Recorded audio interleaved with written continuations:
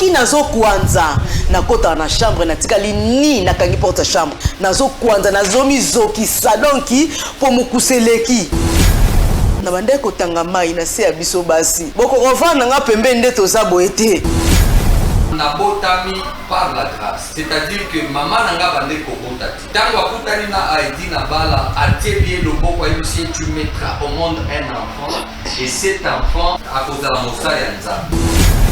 Dieu me dit babala yo babimisa na Congo que ta Belgique ça fait 9 ans et demi. Depuis 9 ans boza na moi na ta mon côté. Orphelinat Bravo Jésus. Chaque enfant a droit de briller. Shalom, shalom, peuple de Dieu. Shalom, shalom, bana nzambe. Eza maman Lydie aye kobe ta porte pour na orphelinat Bravo Jésus. Bien-aimé, na ye kotalisa yo secret moko ya kobongisa 4e génération na yo kosala bolamu egangaka. Surtout ko penser na orphelin, na veuve, pe na ba indigent. Maman Lydie aye kosenga na biso nyonso tokozwa video oyo to penser na orphelinat Bravo Jésus. Bana batangaka, bana babiaka, babelaka, bazaka na besoin pe ya ko vivre lokola bana na biso na bandako. Maman Lydie moko na Bravo Jésus mwemba bakokoka te. Mais lokola Bravo Jésus ezali monene eza monde entier nde Maman Lydie aye kobeta na baporte na bino. Tokanisa barfelin na $1, na $5, na $100, na $1000. Na buku ne kaniseli ozotia ba point. E kokomela yo moment moko ya pasi. Zambe akozanga te kokanisela yo. Okokanisisa nzambe lobi fungola buku ne kaniseli. Okomona kombo nanga na kati ya orphelinat Bravo Jésus na futelaki ba orphelin ndako. Na tangisaki na lesaki maladio elingi kluwenga Yesu kaniselanga et okozanga te kobika loboko na Yahweh na Bibélé. Que le Seigneur vous bénisse. Faites vos dons via RTL Money, M-Pesa et Orange Money. Pour les enfants sans parents, les orphelines et orphelins ont besoin d'un foyer, d'attention et de protection. Ces SOS leur offre une nouvelle famille attentionnée.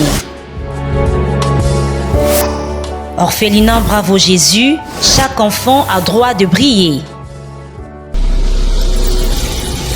Chaîne Chebiso Télévision, Facebook Chebiso TV, YouTube Chebiso TV, WhatsApp plus 243 97 35 88 380. Notre adresse, première porte Fikine, village Bracongo, dans la commune de Limete.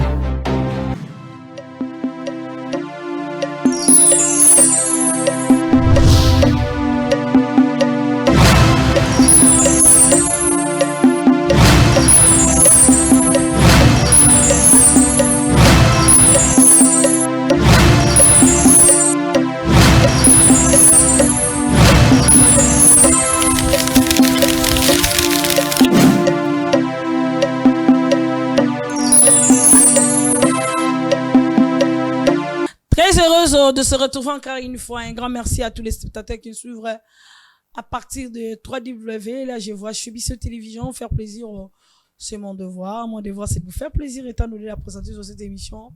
Grâce à Dieu, car cette émission a pour but de recevoir les hommes de Dieu pour profiter de ce témoignage de ce qui est Nzamba Ose la biso na kati na sina moi oyo. Toujours dans le baka, à travers cette émission, je rends grâce à Dieu parce que notre vie dépend de la grâce de Dieu. Dans le baka mingi, quand je fais la prière, je dis à Seigneur, ta grâce me suffit. Ta grâce me suffit, Seigneur de grâce. Soki ngolu na ote na sina moi oyo. Ndenge livre ya Jean chapitre 3 verset 15 car Dieu a tant aimé le monde, il a donné son fils unique qui qu'on croit à lui ne périsse point mais qui est la vie éternelle. C'est-à-dire grâce à cet amour que Christ, éternel Dieu, le Dieu de l'univers, le Dieu créateur qui nous a donné, il peut s'abisso moi nanaye pour que biso le tozala sauver. Je parcouris la Bible, je touche, je regarde, je vois, je médite, je vois l'œuvre de la croix. ezali misala grâce à Dieu. Namoni bana Israël bakotambola po babika ifale bakabola mai na ebale. Tout ça c'est la grâce de Dieu. L'argent na kunda sekri grâce à Dieu. Cette mission en tout cas soki osangi ngolu na kati nzambe eza mawape mingi parce que dans Luc chapitre 1 verset 18 la Bible dit qu'un l'ange a apparu à Marie, il a dit je te salue Marie car la grâce qui a fait sur toi. Oh, grâce à Dieu. Je suis passé sur les plateaux, je suis avec l'homme de Dieu, mais là, je profite à dire un grand merci. Soutenir de près de l'homme. Continuez toujours à faire du bien pour nos orphelins, veuves, que Dieu vous bénisse vraiment abondamment. Pour ça, toujours l'amour, nos veuves, nos vieillards. Et ils ont toujours malade. Orphelins, ils ont la viaza, ils ont situé numéro 27A, centre professionnel, ils ont la coin numéro 2, botindi ba na bino ba yeko la métier. Merci na toujours dans l'ombre. Ba héros na biso dans l'ombre. Oh ba c'est ça kitoko pour mon belle image. Ba somo ko impeccable kitoko en tout cas. Merci beaucoup et pourquoi pas à Cameroun. Bazara moro ba koma mi balé maman Ariel. Aujourd'hui elle est celle. Que Dieu te bénisse. Ça le faut que ça comme en boca. Poto benga ka maman Ariel kabi benga tepo ba Ariel basé belemena lobby maman Ariel de Chebiso Télévision Cameroun de Chebiso Télévision. Voilà la différence. Merci beaucoup. Je vois l'homme de Dieu papa Yoshua, le prophète Yoshua. Je te dis shalom. Hein? Ah shalom shalom maman Wechi. Ça fait longtemps. Très longtemps depuis Lubumbashi. Vraiment, depuis Lubumbashi, on a na Kinshasa. Tu es parmi les gens bateau basali qui lelo na zonga na Kinshasa pour na sango malamu. Donc la Bible le lobby aller partout dans le monde, faites de toutes les nations des disciples. Ngayo yote. Merci beaucoup. Moni qui a amélioré lingala nanga. Koko tsara la coffre à la thé. Koko tsara la coffre à Lubumbashi parce que c'était à Lubumbashi na bandeka ko tumbola olobaka bongo ponani. Ngai na koloba bonabi na koloba boy. Na te resola thé. Ça c'est vrai. Vraiment je dis à tout le monde c'est un serviteur de Dieu qui nous a beaucoup soutenu. À Lubumbashi, vraiment quand on dit c'est un frère pour nous. En tout cas, merci mon frère. Peut-être je n'ai pas eu l'occasion de te dire merci. Oh, de rien. À Lubumbashi, mais l'occasion pour moi de te recevoir encore à Congo Kinshasa. Et puis à travers cette émission Bravo Jésus, par rapport à Papa Namso, Cheki Mukadi, les DJ de chaîne. Vraiment merci. Ah. Pour nous, madame, vraiment. Voilà, merci beaucoup. Soyez le bienvenu sur cette plateau, grâce à Dieu. Nzamba Pambola yo. Yaya topé si binombote. Kombonan. Maman Élisée. Maman Élisée. Oui. Maman Élisée, à ça, on la vie. Maman Élisée mariée. Maman Élisée célibataire. Bon. Zaki marié. Na minito yo mo bosani stati na yo ezani ni trouble esengonde tondi kati na ngai omone komo bosani sangai très bien. Bon nazalaki marié na minito ce que naza célibataire. D'accord. Mama babingo na kombona. Merci beaucoup pour la parole. Ngai kombona maman Lydie. Maman Lydie. Maman Lydie comment ndoyi ya maman na biso ya papa na biso Mike Mukadi. Madame ya kolo chaîne na biso vraiment il dit Mukati Mutapa.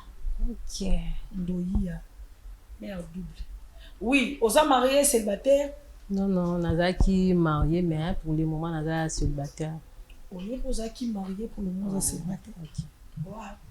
Papa yo sali cop ya ba divorcé. Papa, Seigneur Dieu, nous te recommandons ces moments entre tes deux mains. Tika ete lola etika la polele Seigneur pour la émission oyo mutunyo soza na kati ya kolanda biso émission oyo ezala édification pour la moko na moko. Amen. Amen. Voilà, merci beaucoup l'homme de Dieu, le prophète Yoshua. Prophète Joshua, grâce à Dieu, une émission, moi je l'aime beaucoup, cette émission. Dans Luc chapitre 1, verset 18, quand l'ange apparaît à Marie, à l'obus, tu es bénie, l'Éternel est avec toi. Vous êtes bénie entre toutes les femmes, parce que grâce à Zalikona. Yes. Grâce aux gens à Samoyo. Voyez que ceux qui te tiennent comme grâce, ceux qui n'attendent la famille na outil, nga na outil pendant la famille, comment je peux le dire en lingala, une famille terre à terre, famille sans combo. Zambe alokota ngai na bande koteka ba biso tobenga ngo bitumbula, mais awa babenga ngo mikate. Na bando teka mikate na wenze. Nazaï neti shege mutu babwaka, mais Dieu, grâce à Dieu, Dieu est allé me ramasser. Zambe lelo asalinga na komi mutu. Donc likambo grâce wana azota na vie na eza faveur iméritée. Le faveur immérité, il fait grâce à ce qu'il veut. Yes. Je te salue, plein de grâce. Le Seigneur est avec toi. Yes. Na parcours et ministère, quelles sont les grâces que tu as expérimentées par rapport à ton parcours? Vraiment, Dieu m'a fait grâce. D'abord, mon ministère, Nazalakana. J'ai cette grâce ya kosambela pona babeli. J'ai cette grâce na kosambela pona mutu aveugle. Eza na aveugle moko na sambela ki pona ye dernièrement awa. Eza ba témoignage déjà na TikTok et désolé. Eza nga moko nano dans un fruit ya grâce. Mama na nga bande kobota te. Mais mokolo akutana na Aidi na bala. Aidi na bala sambela pona ye ayebisi ye ke okobota mwana mobali pe mwana wana akozala mosali ya Nzambe. Alors je suis le fruit de la grâce. Donc Amen. Grâce penza na bota manango. Naza mutu a malchance te, mutu a chance pe te, mais naza mutu ya grâce. Comment définir la grâce de Dieu sur le plan biblique? Et puis Réma. Yes. La Bible dit que la grâce c'est une faveur imméritée. Ça c'est des 1. Et puis des 2, il y a Bartimée qui était en cours de route. Aza aveugle. Amoni Jésus alekiye à côté na Jéricho. Mais kozonga ya Jésus azozonga lobite. Bien que nazo mona yete, Bartimée amoni Jésus azozonga. Abandi kokanga, fils de David, bien qu'il y avait beaucoup de gens, mais les cris des gens, ou bien les gens n'avaient pas empêché à Bartimée de crier le nom de Jésus. Oh, maman, oui, je vais te scandaliser. La Bible ne dit pas que la foi vient de ce qu'on voit, mais la foi vient de ce qu'on entend. Et ce qu'on entend vient de la parole de Dieu. Yes. Lui, il savait que bien que Batubaza est belé, mais ngai nazo ganga, Yesu wana akoyokana, yakine fils de David, Jésus s'est arrêté. Bien aimé dans le Seigneur, on a vu que prière n'a eu la capacité à côté le message Jésus dans le na yo. Tant que Jésus a télé à moni que mutu oyaza aveugle. La prière que Jésus avait fait et puis qui si moi Bartimée, ça c'est grâce à Dieu. Ce sont des grâces que Dieu fait. Une autre chose dans la Bible dit que Esther a trouvé grâce devant le roi. Pourquoi? Le roi avait pris la décision à l'objet à mis sur loi moko que tozo boma ou soit tozo samedi ça va juif nyonso. Mais Esther a prié. Quand elle a prié, elle a trouvé grâce d'abord auprès de Dieu. Après, elle est allée trouver grâce auprès du roi. Cela veut dire que sauf au Sambeli, Dieu est capable de te faire grâce. La grâce, c'est quoi, maman? Au vent de la place, moko, tu ne savais pas qu'un jour, Batumako talanga na télévision, mais nous savons qu'un jour, Batumako talanga na télévision. Une grâce imméritée. What is that grâce imméritée? Donc, Moutoumoko boye, sakola on a été yo kozalaka président. Nalanda, par exemple, prophétie au babeta pour la président Nabiso Fati Bedon et pas prophète Moko. Alors, que toi, tu seras le président de la République démocratique du Congo. Alors, au moins, il y a grâce, Zanda Kolakayo et Loko, mais à l'équipe sur la prison, alekisi yo na bamakambo ebele alekisi yo na badeception ebele nzoka banzela nyonso wana ezomema yo na kati ya grâce na yo. Cela veut dire quand Dieu veut faire grâce à quelqu'un, nzambe atalaka baniveau ya étude ya mutu te, nzambe akotala te diplôme nini oza nango po asala yo grâce. Cela veut dire Dieu peut te donner un mariage au kana kozwa te na vie na yo à cause ya grâce na yo. C'est grâce à Dieu que ngayo Joshua Nazat. Ah, le Seigneur est avec toi. Yes. Vous êtes bénis entre toutes les femmes. On appelle une interprétation ya balinga catholique côté. Parce que là il y a de rhéma. Je te salue. Plan de grâce. La grâce est là. La grâce amène. La grâce change. La grâce s'y prend. La grâce mène là où on ne peut pas. Qu'est-ce que vous pouvez dire, homme de Dieu, par rapport à cette vection, par rapport au rhéma de cette révélation de Luc 1 chapitre 18? Vous savez, lorsqu'on parle de la grâce, dans le dictionnaire français, la grâce est définie comme une faveur imméritée. Au moins, mutumoko boate kakamapa, lobi nangwa comme premier ministre. Mutumoko boye autaka na village, lobi nango akomi mwasi ya mokonzi. Très bien. Ça c'est la grâce. Lokola ngai oyo boye, nzamba lokota ngaka ne na uta ikoloba na bande koteka mikate na kati ya zando, na kati ya wenze. Nazoteka mikate na mutu boye. Dieu m'a ramassé de là, nzamba sali ngai mosali ya nzambe. Alors moi je peux dire que ça c'est la grâce. Ngamu konano naza nabotami par la grâce. C'est-à-dire que maman nanga bande kobotati. Tango akutani na Aidi na bala atelier le boko ayo si tu mettras au monde un enfant et cet enfant à cause de la mosali ya nzambe. Nzamba sali nga grâce.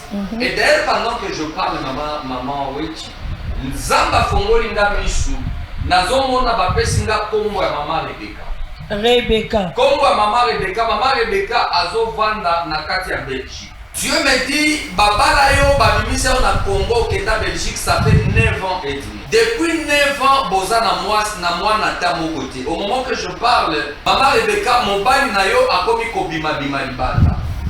Et Dieu me dit au sala ba prière ya ndenge na ndenge, la grâce vient de te localiser. Est-ce que tu peux toucher ton ventre? J'ai dit fire au nom de Jésus. Receive your miracle. Reçois les enfants au nom de Jésus. C'est fini. Oza bisu se combattre. Opiki nzamba pesi yo mwana. Kaka ndenge nzamba tianga na mibumu ya kati ya mama na ngai. Dieu vient de te faire la grâce aussi. C'est ça la grâce. Nous sommes tous besoin va vivre grâce aux imméritée de la part de l'Éternel. Ok. Ba bengayo par rapport à bon, si tu permets que je donne le numéro. Oui, je vous permets. Voilà, numéro d'Angaï Ezali plus 243 84 00 62 630. Nabandeli sous plus 243 84 00 62 631. Ça, c'est mon numéro privé. C'est ça même le WhatsApp. Tu as un problème quelconque au lieu où tu as en contact avec le prophète Yoshua que je suis. Je suis dans le domaine de miracles et guérison. Cela veut dire que tu es malade, tu as des problèmes. Au contact, il y a des témoignages. Bientôt, là, il y a des témoignages. Moi, je ne suis pas un prophète de la route. Je suis un prophète avec une église établie à Lubumbashi. Une très grande église. Cela veut dire que je connais la compassion des fidèles. D'accord. Avant toute photo, mes chers mesdames, Maloba, Nadouvi, tous à la caravane sur la grâce. Yes. Mais Nadouvi, toi, on a dimension à Rima. Tu es un prophète. Yes. Je pense que tu as parlé de beaucoup de choses sur la révélation. Il y a Makabébélé. Quelles sont les grâces par rapport à Makabo tout le monde sur le point négatif, mais quelles sont les grâces où Nicolas vit à Batou? Malo ça il a sur le plan politique, sur le point artistique, sur le point il y a des musiciens, gouvernement, Nzamba Asimba Kiwaki. Yes. Oyebi, likambo ya grâce wana nalobaka que Dieu fait grâce à qui il veut. Donc nzambe po asala mutu grâce aponaka mutu te. Okouta na famille pauvre, okouta ozaki oza na diplôme te, oza na licence te, mais nzambe aponi yo. Raison pour laquelle Bible lobi nzambe ake kozwa Samuel ayebisi ete kende na famille ya Isaïe. Là j'ai choisi un serviteur. Zamba ebisi alobi tango kokoma na famille wana ne te fie pas à l'apparence. Apparence cela veut dire kokoma na mutu moko boye na famille na yo abungisa baboti akoti na kati ya ndako na yo obandi ko maltraiter nzoka nde mutu wana peut-être dans David to Joseph. Tango prophète akoti na kati ya famille babandi ko kobimisile batu ya cela qui était muscleux Zamba lobi oyo te. Bamibisi mutu amayele makasi nzaba grâce eza mayele te mama. Okomona mutu mususu boye azana mayele aliseki te me bapesi ye mboka azani ko diriger yango. Omoni pe mutu mususu aza mayele te mais à cause de la grâce nzamba bakisi na intelligence na sagesse. Samuel akoti na ndako wana la parole de Dieu déclare a poni David. David n'était pas là. David était au front na kati ya zamba. Cela veut dire la grâce a la capacité de te localiser, même dans le champ. Et le mot na katia zamba et comme na ville et pesio pombo. Et pendant que je parle de la grâce, je vois Dieu en train de localiser une famille. Na moni nzamba azo localiser mutu moko na katia zamba. Azo komisa ye mutu. Tu sais, quand on parle de la grâce, maman, je me dis pourquoi nzamba kotika batu nyonso. Azui kaka David yango komona na famille mususu otali mwasi kitoko mwasi moko apembe o famille bazo tutela kono balobi oyo nde mutu akolongola kasoni na famille oyo nde akobalaka ministre akobalaka président mais okomona esprit ya kindoki ebwakeli ye esprit ya impudicité donc baconseiller basali nyonso mutu penza azoyoka te. Mais grâce et que kolokota mutu moko ko azaki sans beauté ni éclat grâce tongolié et salié a komi likonzi ya place. Mbote bana nzambe nyonso ezangai wabino mama lidi mukadi na ye kobeta porte ya mwana nzambe nyonso kolesa l'orphelin kolatisa l'orphelin ozodefisa nzambe tango ekokomela ona moma moko ya pasi oyebisa nzambe kaniselanga lokola eza parmi bapromese na ye asalaki akozanga te kofongolela yo manimisa ya lola akozanga te kokitisa lobiko na ndako na yo na misala na yo akozanga te kofongolela baporte akozanga te kobukela yo bahotel oyo etongama depuis bomwana kino na ntango oyo okomi na yango molimo mosantu aakompagne etouche mwana na nzambe moko mpona kopense na orphelinat. Bravo Jésus.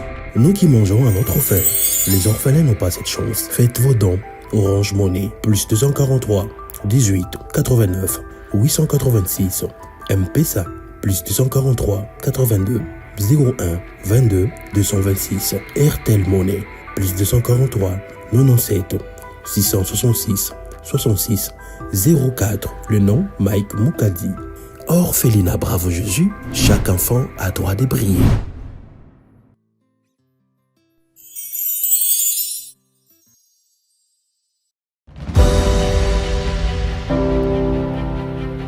Chebiso Télévision organise un grand concours de musique gospel dénommé Chebiso Talent.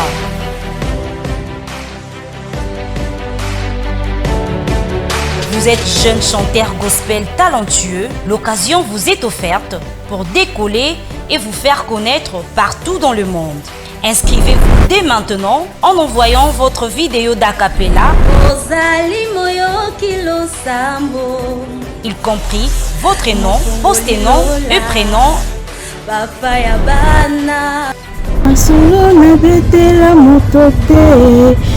via WhatsApp au numéro suivant plus 243 90 60 72 307. Les concours débutera le 4 juillet 2026 et la grande finale interviendra le 29 août 2026. Tentez votre chance pour gagner plusieurs prix et d'autres surprises. Chez Bisso Talent, la chance est là pour la promotion de vos talents. Pour plus d'infos, appelez plus 243 90 60 72 307. Ezali kambwango ezali kambwango nazwingolu na biso na nzambe. Mama tomoni yo nakota musala nzambe nini oyo moni oyo biki grâce nini o nzambe asalelo nde touti koyemba likambo ya ngolu. Bandeko mbote na biso nga kombo na ngai Mama Chantal navandi na mboka Canada. En tout cas soki bomoni nga awa na ye vraiment po o nzamba salelinga à travers papa na nga Yoshua. Donc asalelinga ya minene.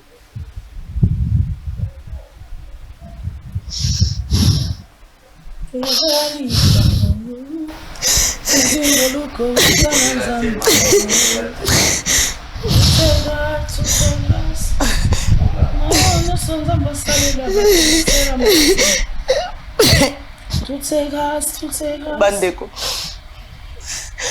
na souffrir makasi nde bomoninga bo na souffrir na umele maladi na umele makasi vraiment na umele maladi nga na uti Canada maladi nazaki na bandeko nazaki na cancer na bandeko tanga mai na se ya biso basi boko rovana nga pembe nde toza boete na se la biso basi ozali na cancer ya sento ya biso ya kote ya se ya biso basi na bandeko tanga mai mama na ngai ovana nga nde tovai no boete do soki ka pembe na ngo kima solo akopola nazo bima solo akopola baninga nyonso bakimi ngai baninga bakiminga même na mobali na zaki ne na ndako to lambe tu moko mobali akiminga po solo eleki ndako solo na komi kangela na chambre po na monike na komi na suka mwana malibande zate po ata nazo tambola mutaleki pembe na nga tuka fakanga zolo na monike mwana tambola lisusu ezate na komi komikanga na chambre nazo bombama na tambola ndenge nini nde na moni moye te na ko kende hôpital tant na ko hôpital na kutana docteur bandeko docteur osanga ba examen abisfo oleka na examen asalinga ba examen abinanga ozana cancer bandeko na leli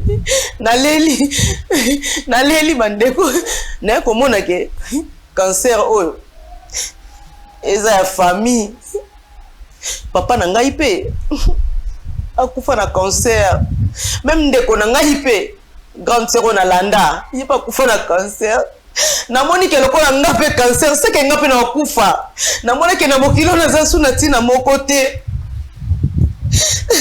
nde na ko benga petite sœur na ngai ana na expliquer petite sœur na ngai lobi yaya ko bangelo côté na sana pasteur na ngamo boye nga pe na kinawa na ekobela cancer ya libele nde pasteur na nga wana ona na solaka na ye asela nga ba prière na YouTube nde pasteur na sela nga ba prière lelo nga leki na ona zwa kimia voilà prophète Joshua oui nde petite sœur a expliqué nga bongo na téléphone abi ya ko bangelo côté zana kimia ko zwa kimia nde petite sœur ay ko sola na prophète na ngai nde to ba sololi azwi numéro ya prophète atindelinga tant na bengi e prophète abinanga maman est-ce que moi eza oya na kin ponga pe na sala Lubumbashi te na sala Kisasa ngabi papa na koya nde na longoli makona na futi transport na futi billet mareta na na Kisasa to na Kisasa na ko benga na prophète Yoshua to kutena ye to antu ko solo na prophète tanga to so na prophète Yoshua nde asaleli nga ba prière bandeko ya kokamwa nazolela me kolela na nga eza ya esengo kolela na nga eza ya esengo kolela na nga eza ya esengo bandeko na ngai ya minene pasteur bozomona bami oyo asali kati na ngai Maman, s'il te plaît.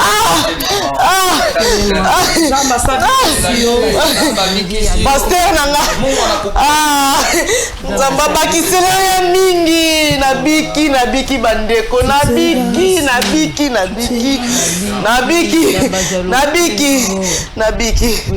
Eto solo na prophète Yosua alobi nanga mama.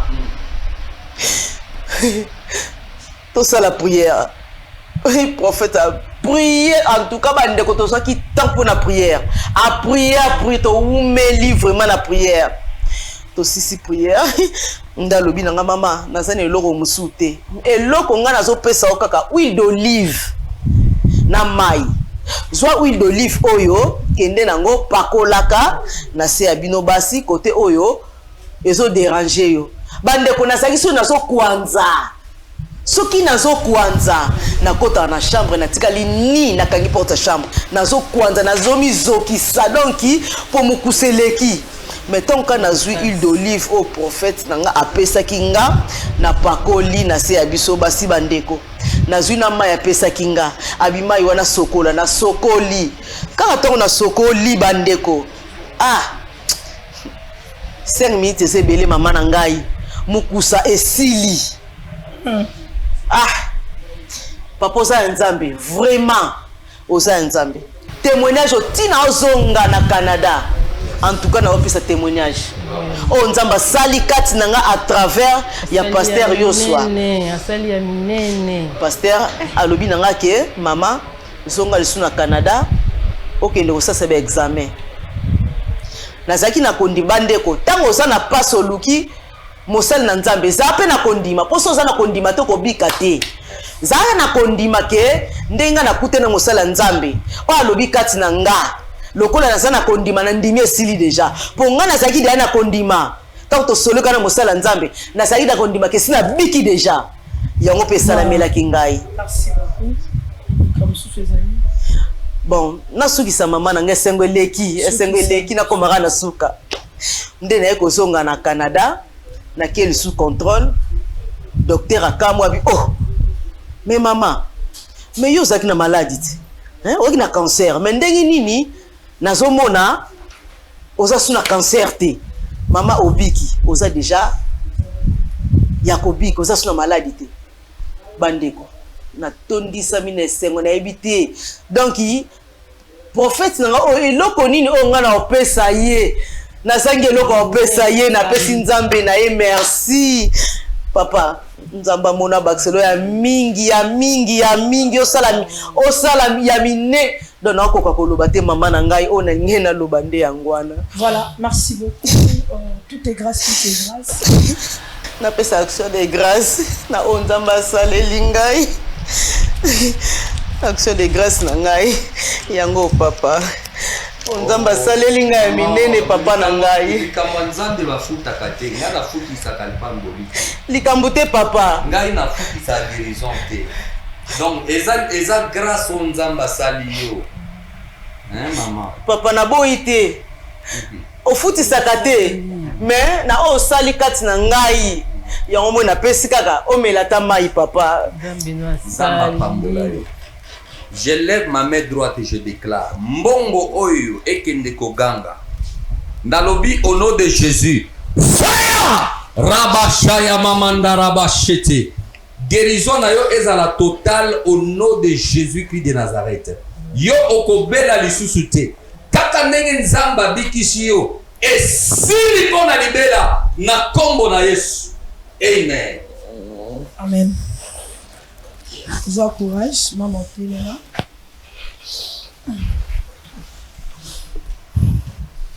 Maman, Ndeko, yo problème les amis rapidement, on va le faire. Problème nanga isa, merci pour la parole.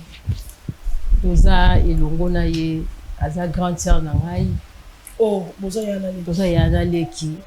Eza juste ka pona likambu o ya ya cancer oyo tozoloba eza familial to eza maladie moko eza na famille parce que eza na bamama mosusu bandeko mosusu bakufaka na maladie oyo. Alors biso mpe lisusu tozosibir yango kaka. Ye azalaki na cancer utérine, nga nazalaki na cancer de sein. Donc nde naza boye Nzambe aye kodélivre nga à cause ya Nzambe ya Oshua, prophète Oshua asali ya minene kati na nga.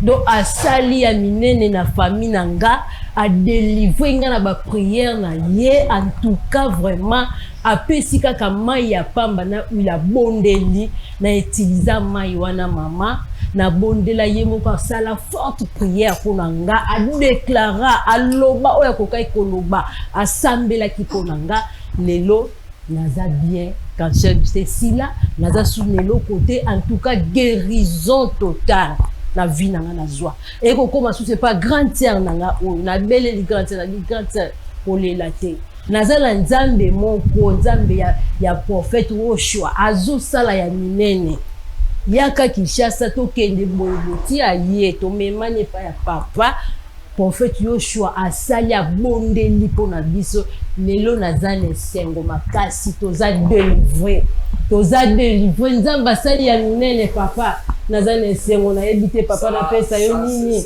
papa na pesa yo nini merci beaucoup na Nzambe na yo asali ya minene papa Nzambe na asali ya minene papa Nzambe na asali ya minene na famille Téléma s'il vous plaît maman, téléma s'il vous plaît, c'est grâce à Dieu, tout ça c'est grâce à Dieu. Ezanga ite bozongi selanga lokumu te mais lokumu ezonga pa Nzambe. Ma soeur, yaka maman téléma ici. toi ça abolam na nous ça merci pour à travers papa Yoshua. Merci. Ah Seigneur. Papa Yoshua. Maman oui. Oyambaki bandeko. Nini oyo tango bayaki ko se présenter na oyebi oyo eza télévision ezali radio te mais ntango omoni mutu abimi bato mokili mobimba batala ye cela veut dire que Satan na minute oyo ayoki soni. Bien aimé, j'ai toujours dit que Dieu existe comme la parole de Dieu dit, il est le même hier, aujourd'hui et éternellement. Nzambe asali na famille oyo aza capable akosalela yo pe. Amen. Bien kobanga te oyo à travers téléphone. Téléphone de bikisi batu oyo. Oyebi décision eleki na offrande o mutu akopesa.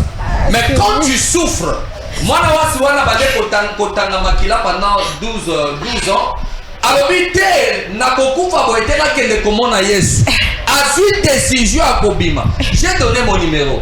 Celui qui a la foi, parce que la Bible dit si vous avez la foi, vous direz à cette montagne, ôte-toi d'ici, jette dans la mer, et la montagne va se transférer dans la mer. Bien aimé, je vous donne mon numéro.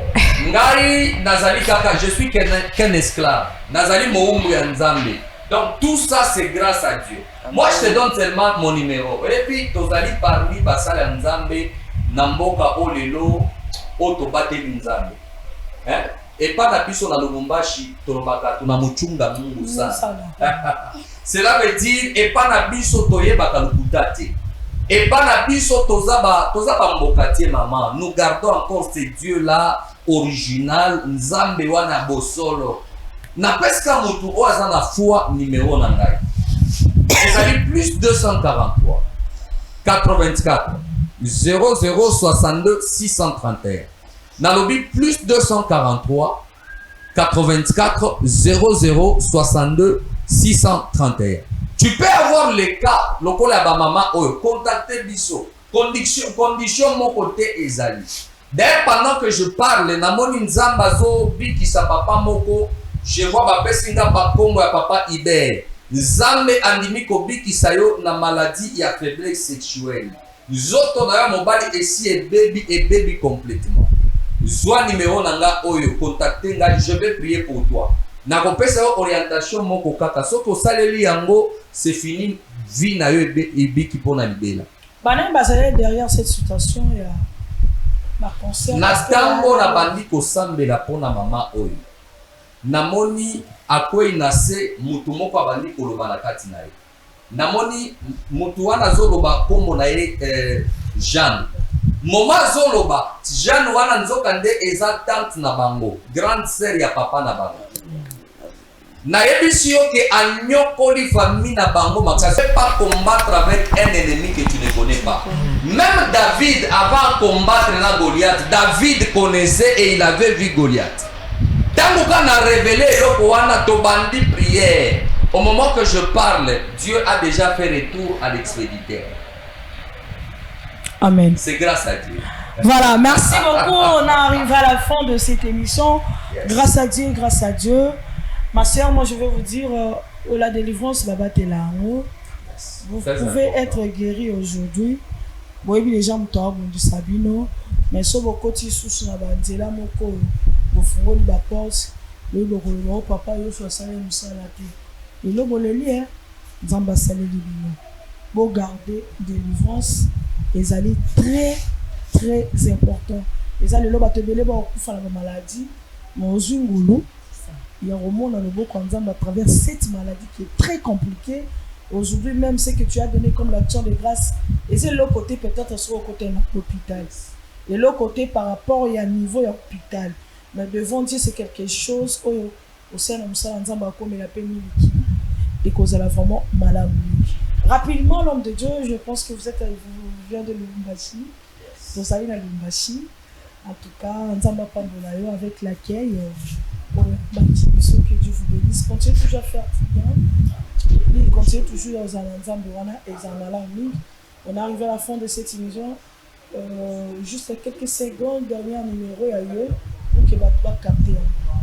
Merci. On a répété ce numéro, on a plus 243 84 00 62 631.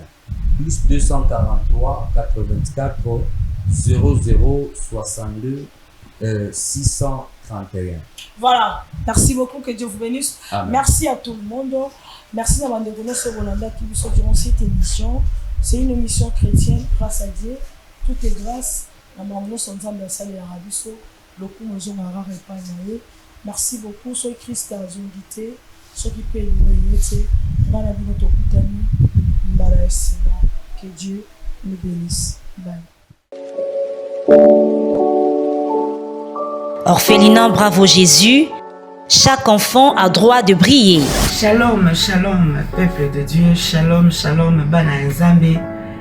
Eza maman Lydie aye kobe ta porte pour na orphelinat Bravo Jésus. Bien-aimé, naye kotalisa yo secret moko ya kobongisa 4e génération na yo kosala bolamu egangaka. Surtout ko penser na orphelin, na veuve, pe na ba indigent. Maman Lydie aye kosenga na biso nyonso tokozwa video oyo to penser na orphelinat Bravo Jésus. Bana batangaka, bana babiaka, babelaka, bazaka na besoin pe ya ko vivre lokola bana na biso na bandako. Maman Lydie moko na Bravo Jésus mo mbaba kokokate. Mais lokola Bravo Jésus ezali monene eza monde entier de Maman Lydie aye kobeta na ba porte na bino. Tokanisa barfelin na $1, na $5, na $100, na $1000. Na buku ne kaniseli ozotia ba point. Et kokomela yo moment moko ya pasi Zambe akozanga te kokanisela yo okokanisisa Nzambe lobi fungola buku ne kaniseli okomona kombo nanga na kati ya orphelinat Bravo Jésus na futelaki ba orphelin ndako na tangisaki na lesaki malade elingi ekluwenga Yesu kaniselanga et okozanga te kobika loboko na Yahweh na bibele. Que le Seigneur vous bénisse. Faites vos dons via RTL Money, M-Pesa et Orange Money. Pour les enfants sans parents, les orphelines et orphelins ont besoin d'un foyer, d'attention et de protection. C'est SOS leur offre une nouvelle famille attentionnée. Orphelinat Bravo Jésus, chaque enfant a droit de briller.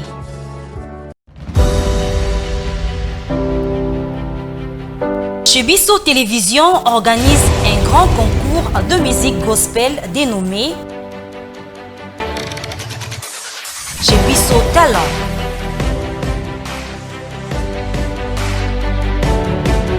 Vous êtes jeune chanteur gospel talentueux, l'occasion vous est offerte pour décoller et vous faire connaître partout dans le monde.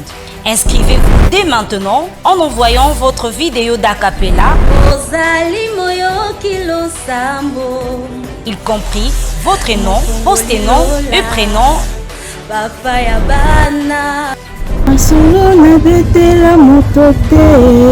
Via WhatsApp au numéro suivant plus 243 90 60 72 307. Les concours débutera le 4 juillet 2026 et la grande finale interviendra le 29 août 2026. Tentez votre chance pour gagner plusieurs prix et d'autres surprises. Chez Bisso Talent, la chance est là pour la promotion de vos talents. Pour plus d'infos, appelez plus 243 90 60 72 307. Chaîne chez Bisso Télévision, Facebook chez Bisso TV, YouTube chez Bisso TV, WhatsApp plus 243 97 35 88 380. Notre adresse, première porte Fikine, village Bracongo, dans la commune de Limete.